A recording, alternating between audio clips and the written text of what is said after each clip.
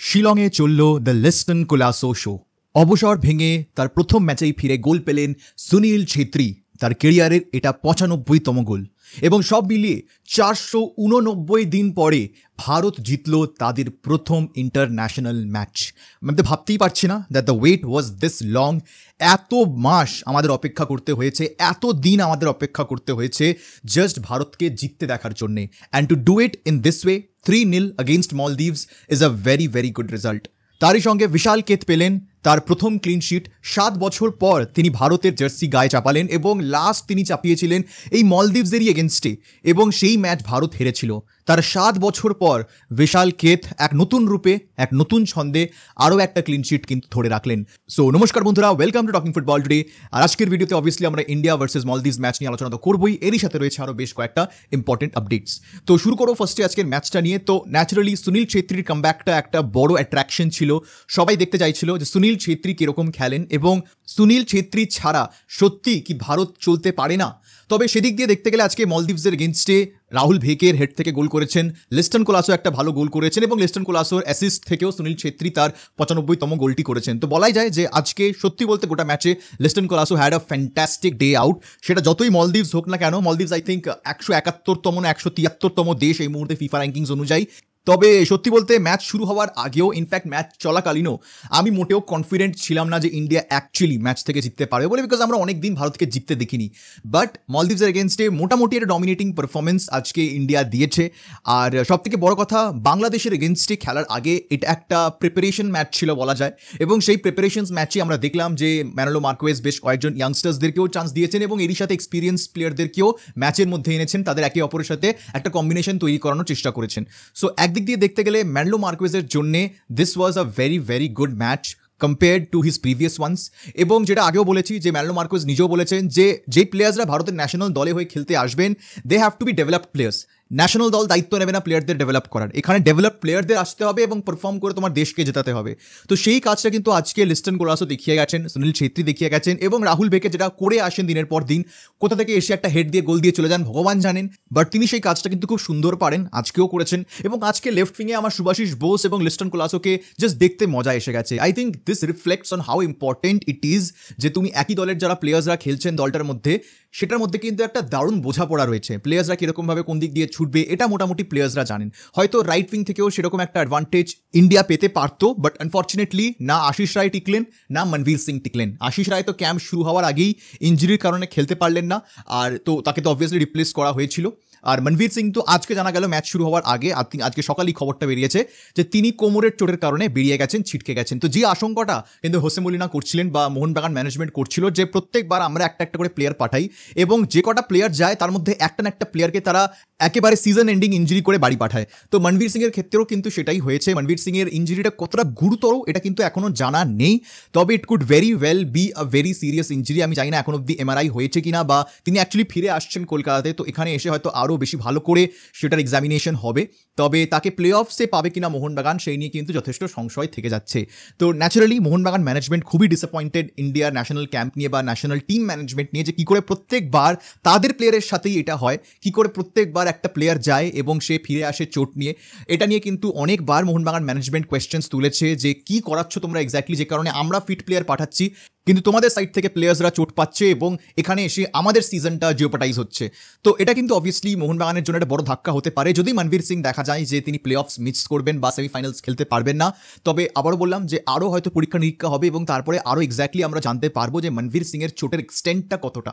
তারপরে I think আমরা এটা নিয়ে আরও আলোচনা করবো। But coming to the India মলদ্বীপস match, বাংলাদেশের এগেনস্টে খেলার আগে খুবই ইম্পর্টেন্ট একটা ম্যাচ ছিল।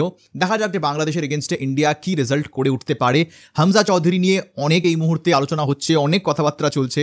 তবে সত্যি কথা বলতে Hamza Choudhury could be the game changer for Bangladesh, to be very honest. But তার পজিশনটা এমন একটা জায়গায় আছে, খুব ভালো জায়গায়। আই থিঙ্ক মিডফিল্ড কন্ট্রোল করবেন হামজা চৌধুরী, এখানে কোনো সন্দেহ নেই। তবে তিনি একেবারে ডিফারেন্স মেকার হয়ে যাবেন কিনা সেটা বলাটা কিন্তু খুবই কঠিন। আই থিঙ্ক ইন্ডিয়ার ক্ষেত্রে সবথেকে প্রধান কাজটা হবে যে মাঝমাঠের যে লড়াই সেটা কিন্তু ইন্ডিয়াকে জিততে হবে হামজার এগেনস্টে, তবে গিয়ে কিন্তু একটা কিছু হলেও পজিটিভ ইন্টেন্ট আমরা এটাকে দেখতে পারি। না হলে Hamza Choudhury could be a big deciding factor in how the match pans out. তো ডেফিনেটলি আমাদের কিন্তু এই দিকে নজর থাকবে। বাট মোটামুটি অবশ্যই কমেন্ট সেকশনে তোমরা জানিও যে ন্যাশনাল দলের পারফরমেন্স দেখে তোমাদের কিরকম লাগলো এবং তোমাদের কি এক্সপেকটেশনস প্রথম কোয়ালিফায়ার ম্যাচ থেকে, সেটা কমেন্টে জানাতে কিন্তু একদম ভুলবে না। চলে আসবো আজকের মেন টপিক, বলবো কি আই থিঙ্ক লাস্ট টপিক বলাটাই বেটার, যে অ্যান্টোনিও লোপেজ হাবাস, তাকে নিয়ে কিন্তু সকাল থেকেই সোশ্যাল মিডিয়া বেশ রমরমা অবস্থায় রয়েছে।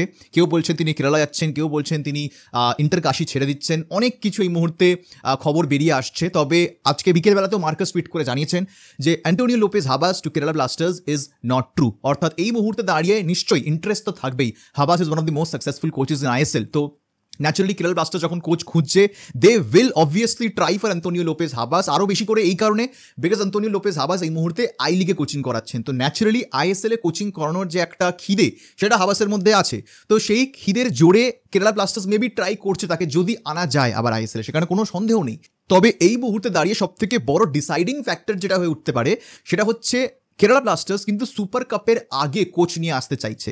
এবার ইন্টার কাশি এই মুহূর্তে এমন একটা জায়গায় রয়েছে তারা কিন্তু অ্যাকচুয়ালি প্রমোট হয়ে আইএসএলে আসতে পারে। এখনও আই থিঙ্ক 1-2 না 3টে ম্যাচ বাকি রয়েছে and Inter Kashi is actually fighting for the top spot. Churchill ব্রাদার্সের সাথে বোধহয় এই মুহূর্তে লড়াই চলছে সেই টপ স্পটটার জন্যে।